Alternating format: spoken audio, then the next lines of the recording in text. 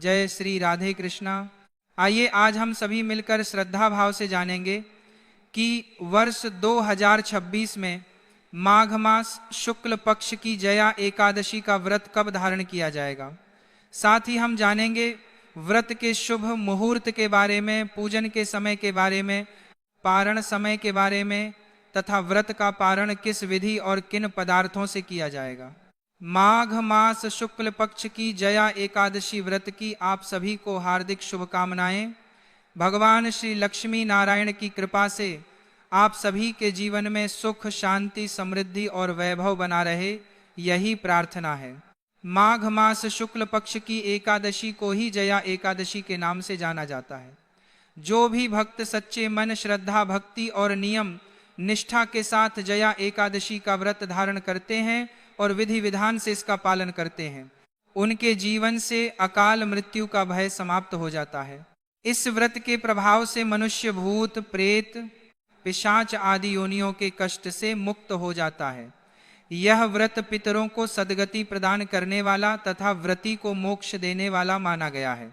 शास्त्रों के अनुसार जया एकादशी व्रत के प्रभाव से 100 वर्षों तक स्वर्ग लोक में निवास की प्राप्ति होती है। अब आइए आगे विस्तार से जानते हैं जया एकादशी व्रत की तिथि, शुभ मुहूर्त, पूजन विधि और पारण समय है। प्रिय भक्तों, यदि यह जानकारी आपको तनिक भी उपयोगी लगे तो कृपया इसे अपना स्नेह प्रदान करें और भगवान श्रीमन नारायण जी की कृपा प्राप्ति के लिए कमेंट बॉक्स में जय श्रीमन नारायण अवश्य लिखें। अब विषय की ओर बढ़ते हैं। माघ मास स्वयं में अत्यंत पुण्यदायी माना गया है। इस माह की प्रत्येक तिथि का अपना विशेष महत्व है।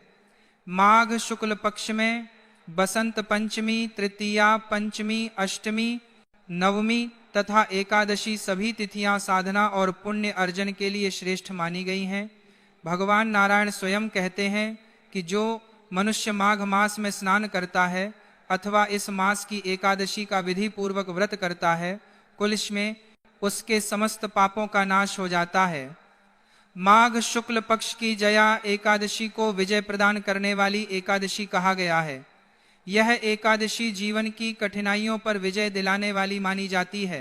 जो साधक श्रद्धा और नियम पूर्वक इस दिन भगवान विष्णु का पूजन करता है, शंख से अभिषेक करता है और रात्रि जागरण करता है, उसके संचित पाप नष्ट हो जाते हैं और जीवन में सकारात्मक परिवर्तन आने लगता है। शास्त्रों में वर्णन मिलता है कि इस एकादशी का पुण्य प्रभाव हजारों यज्ञों के फल के समान माना गया है। भगवान श्री कृष्ण ने युधिष्ठिर से कहा है कि माघ शुक्ल पक्ष की जया एकादशी का व्रत करने से मनुष्य ब्रह्म हत्या जैसे महापापों से भी मुक्त हो जाता है तथा भूत, पिशाच आदि नीच योनियों से उद्धार पाकर मोक्ष मार्ग की ओर अग्रसर होता है। इस दिन पितरों के लिए तिल मिश्रित जल से तर्पण करना अत्यंत पुण्यकारी माना गया। विशेष रूप से माघ मास की एकादशी पर किया गया तर्पण पितरों को अत्यधिक तृप्ति प्रदान करता है। इस एकादशी की महिमा का एक प्रसिद्ध प्रसंग भी मिलता है जिसमें 2 गंधर्व श्रापवश पिशाच योनि को प्राप्त हो गए थे। अज्ञानवश उनसे जया एकादशी का व्रत और रात्रि जागरण हो गया। इस व्रत के प्रभाव से द्वादशी के दिन उनका श्राप समाप्त हो गया और उन्हें पुनः दिव्य स्वरूप की प्राप्ति हुई। इससे यह स्पष्ट होता है कि जब अनजाने में किए गए व्रत से इतना बड़ा फल प्राप्त हो सकता है तो जो व्यक्ति श्रद्धा और संकल्प के साथ इस व्रत को करता है उसके पुण्य का अनुमान लगाना भी कठिन है। अब प्रश्न उठता है कि इस व्रत को कैसे किया जाए। शास्त्रों के अनुसार जया एकादशी के व्रत की तैयारी दशमी तिथि से ही आरंभ हो जाती है। दशमी के दिन से ही साधक को अपने आहार विहार और आचरण को शुद्ध करना चाहिए। इस दिन से मांस, मदिरा और तामसिक भोजन का पूर्ण त्याग कर देना चाहिए तथा मन, वाणी और कर्म से संयम धारण करना चाहिए।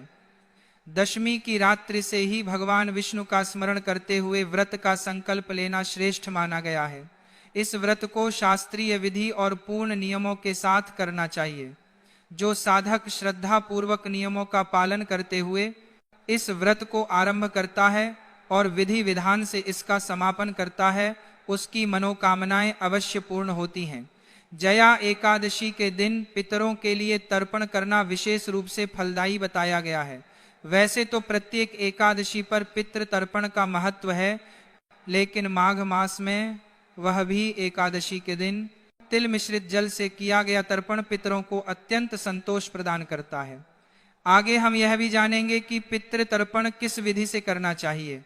भगवान श्री कृष्ण स्वयं इस एकादशी की महिमा बताते हुए कहते हैं कि जया एकादशी के पुण्य प्रभाव से माल्यवान नामक गंधर्व और गंधर्व कन्या पुष्पवती का उद्धार हुआ था।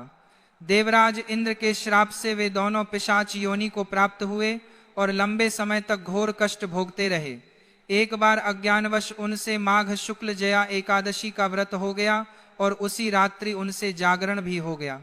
इस व्रत के प्रभाव से जब अगले दिन द्वादशी का सूर्य उदित हुआ तो देवराज इंद्र का श्राप समाप्त हो गया और दोनों को पुनः अपना दिव्य गंधर्व स्वरूप प्राप्त हुआ।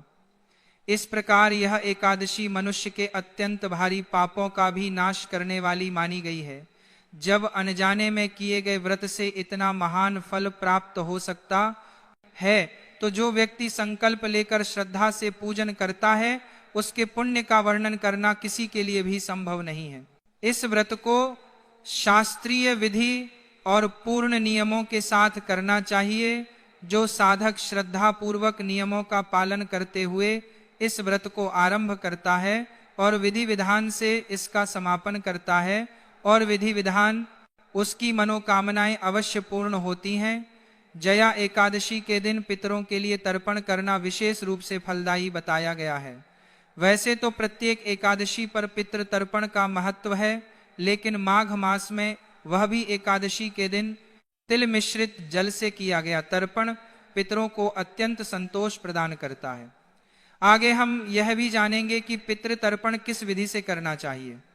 भगवान श्री कृष्ण स्वयं इस एकादशी की महिमा बताते हुए कहते हैं कि जया एकादशी के पुण्य प्रभाव से माल्यवान नामक गंधर्व और गंधर्व कन्या पुष्पवती का उद्धार हुआ था। देवराज इंद्र के श्राप से वे दोनों पिशाच योनि को प्राप्त हुए और लंबे समय तक घोर कष्ट भोगते रहे। एक बार अज्ञानवश उनसे माघ शुक्ल जया एकादशी का व्रत हो गया और उसी रात्रि उनसे जागरण भी हो गया। इस व्रत के प्रभाव से जब अगले दिन द्वादशी का सूर्य उदित हुआ तो देवराज इंद्र का श्राप समाप्त हो गया और दोनों को पुनः अपना दिव्य गंधर्व स्वरूप प्राप्त हुआ। इस प्रकार यह एकादशी मनुष्य के अत्यंत भारी पापों का भी नाश करने वाली मानी गई है। जब अनजाने में किए गए व्रत से इतना महान फल प्राप्त हो सकता है, तो जो व्यक्ति संकल्प लेकर श्रद्धा से पूजन करता है, उसके पुण्य का वर्णन करना किसी के लिए भी संभव नहीं है।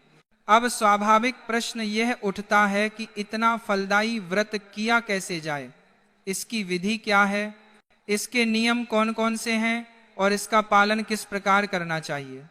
शास्त्रों में बताया गया है कि जया एकादशी के व्रत की तैयारी एक दिन पहले अर्थात दशमी तिथि से ही आरंभ हो जाती है। दशमी के दिन से ही व्रती को अपने आचरण और आहार को शुद्ध कर लेना चाहिए। इस दिन से मानसिक और शारीरिक रूप से मदिरा, मांस आदि का पूर्ण त्याग कर देना चाहिए। बहुत से लोग एकादशी का व्रत तो रखते हैं, लेकिन जीवन में मांस मदिरा का सेवन भी करते हैं। ऐसे साधकों को विशेष रूप से एक दिन पूर्व ही इनका त्याग कर देना चाहिए। ऐसा नहीं होना चाहिए कि दशमी को सेवन किया जाए और एकादशी के दिन त्याग किया जाए। दशमी तिथि से ही लहसुन, प्याज तथा तामसिक भोजन का प्रयोग वर्जित माना गया है। जो व्यक्ति एकादशी का व्रत कर रहा है, उसे ब्रह्मचर्य का पालन करना अनिवार्य बताया गया है। शास्त्रों में यह भी कहा गया है कि एकादशी और द्वादशी के दिन बाल धोना निषिद्ध है, विशेष रूप से स्त्रियों के लिए। इसी कारण दशमी तिथि को ही स्नान और केश शुद्धि कर लेनी चाहिए और उसी दिन से ब्रह्मचर्य का संकल्प लेना चाहिए। यह ब्रह्मचर्य का नियम पारण तक बनाए रखना चाहिए। इसके साथ ही तन और मन दोनों की शुद्धि पर विशेष ध्यान देना चाहिए। दशमी तिथि से शहद का प्रयोग भी वर्जित बताया गया है। इसीलिए यदि एकादशी के दिन पंचामृत बनाया जाए तो उसमें शहद का प्रयोग नहीं करना चाहिए। न ही द्वादशी के दिन, एकादशी के दिन चावल का सेवन नहीं किया जाता, यह नियम सर्वविदित है। साथ ही लाल मसूर की दाल का त्याग भी दशमी तिथि से ही कर देना चाहिए। इन सभी नियमों के साथ दशमी तिथि का पालन करना चाहिए। शास्त्रों में दशमी को एक समय भोजन करने का विधान बताया गया है। यदि स्वास्थ्य अनुमति दे तो दिन के समय केवल एक बार अन्न ग्रहण करना उत्तम माना गया है और रात्रि में अन्न सेवन से बचना चाहिए। हालांकि आज के समय में अनेक लोग औषधियों पर निर्भर होते हैं या स्वास्थ्य संबंधी समस्याएं होती हैं, इसलिए जिनके लिए ये नियम संभव न हो वे अपने शरीर को कष्ट न दें। रात्रि में सोने से पूर्व दंत धावन अवश्य करना चाहिए ताकि मुख में अन्न का कोई अंश न रहे। एकादशी के दिन प्रातःकाल सूर्योदय से पहले उठना चाहिए। माघ मास की एकादशी पर गंगा स्नान, यमुना स्नान अथवा त्रिवेणी स्नान का अत्यंत बड़ा महत्व बताया गया है। जो लोग इन पवित्र नदियों तक नहीं जा सकते वे घर पर ही स्नान के पात्र में थोड़ा गंगाजल मिलाकर स्नान करें। यदि संभव हो तो स्नान के जल में काले तिल भी मिला सकते हैं। यह स्नान अत्यंत पुण्यदायी माना गया है। स्नान सूर्योदय से पहले या सूर्योदय के समय तक कर लेना उत्तम होता है। इससे दोहरा लाभ प्राप्त होता है। एक तो माघ मास के स्नान का फल और दूसरा एकादशी व्रत का पुण्य। शास्त्रों में वर्णन आता है कि यदि कोई मनुष्य माघ मास में कुछ दिनों तक भी नियम पूर्वक स्नान कर लेता है तो उसे पापों से मुक्ति प्राप्त होती है। इसलिए ऐसे पुण्य अवसर को हाथ से नहीं जाने देना चाहिए। स्नान के बाद स्वच्छ वस्त्र धारण करें, फिर एकादशी की कथा और महात्म्य का श्रवण करें। इसके पश्चात भगवान नारायण का विधि पूर्वक पूजन करें और एकादशी व्रत की कथा श्रद्धा से सुनें। अब बात करते हैं कि इस वर्ष जया एकादशी का व्रत किस दिन किया जाएगा। वर्ष 2026 में माघ मास के शुक्ल पक्ष की एकादशी तिथि का आरंभ 28 जनवरी को सायंकाल लगभग 4:55 पर हो रहा है और यह तिथि 29 जनवरी को दोपहर 1:55 तक रहेगी। इस प्रकार 29 जनवरी को सूर्योदय के समय एकादशी विद्यमान रहेगी। इसलिए शास्त्रानुसार जया एकादशी का व्रत 29 जनवरी को करना उत्तम और श्रेष्ठ माना जाएगा। एक महत्वपूर्ण बात यह भी ध्यान रखने योग्य है कि एकादशी पर चावल न खाने का जो नियम है वह एकादशी तिथि के आरंभ होते ही लागू हो जाता है। अर्थात 28 जनवरी को सायंकाल 4:55 के बाद से ही चावल का सेवन वर्जित माना जाएगा। यह नियम केवल व्रती के लिए ही नहीं बल्कि सामान्य जन के लिए भी लागू होता है। इसलिए इस समय के बाद चावल का सेवन नहीं करना चाहिए। 29 जनवरी को गुरुवार का दिन है जो स्वयं ही अत्यंत शुभ माना गया है। इस दिन प्रातः सूर्य उदय लगभग 7:15 पर होगा। सूर्य उदय के पश्चात 7:15 से 8:45 तक का समय एकादशी पूजन, संकल्प और आराधना के लिए विशेष रूप से शुभ और कल्याणकारी रहेगा। इस समय में पूजन करने से व्रत का फल और भी अधिक प्राप्त होता है। अब पारण की बात करें तो चूंकि व्रत 29 जनवरी को किया जाएगा इसीलिए पारण 30 जनवरी को किया जाएगा। 30 जनवरी को द्वादशी तिथि रहेगी। साथ ही भीष्म द्वादशी और प्रदोष व्रत का संयोग भी रहेगा। यह दिन शुक्रवार का होगा। पारण के लिए इस दिन प्रातः 8:45 से 10:15 तक का समय विशेष रूप से शुभ माना गया है। यद्यपि पारण इस समय के बाद भी किया जा सकता है, लेकिन यदि शुभ मुहूर्त में किया जाए तो उसका फल अधिक होता है। अंत में एक आवश्यक बात और स्पष्ट करना आवश्यक है। इस एकादशी को लेकर भद्रा का भ्रम फैलाया जा सकता है। वास्तव में भद्रा का आरंभ 28 जनवरी की रात्रि में होगा और यह 29 जनवरी को दोपहर लगभग 1:55 तक रहेगी। लेकिन इस भद्रा का जया एकादशी के व्रत, पूजन या पारण पर कोई भी नकारात्मक प्रभाव नहीं पड़ता। इसलिए भद्रा को लेकर भयभीत होने या व्रत छोड़ने की कोई आवश्यकता नहीं है। यही कारण है कि सही शास्त्रीय जानकारी का प्रसार अत्यंत आवश्यक है। आप सभी से निवेदन है कि इस जानकारी को अधिक से अधिक लोगों तक पहुंचाएं ताकि भ्रम फैलने से पहले ही उसका नाश हो सके और सभी श्रद्धालु सही विधि से भगवान नारायण की आराधना करते हुए इस पावन जया एकादशी व्रत को सफलता पूर्वक पूर्ण कर सकें। भगवान श्री हरि सबका कल्याण करें। हरे कृष्णा। भक्तों, यह व्रत अत्यंत कल्याणकारी होता है और अगले